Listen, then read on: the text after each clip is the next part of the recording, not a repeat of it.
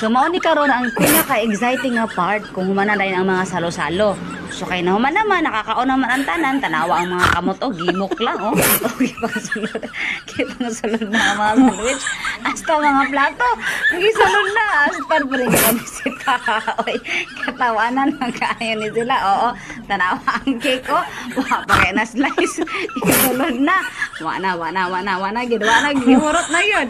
Agoy! Ni mga bisitahan eh, pero sige lang kay sila naman po nang dala anak pod. Then pag kuman, so mao ni nag-compare na rin sila. Kaya ang uban daw, daghan og nabitbit. Ang uban ko no kay gamay ra og nabitbit. Na bahala na sila. Oy, so nalingaw ko, nalingaw pod sila. So daghan silang makarga, daghan silang mabitbit. So bahala na gulay mabilin. Bahala gwa na sulod basta kay nakabitbit sila. O sige hantod sa sunod nga birthday na pud nako ha. Dayon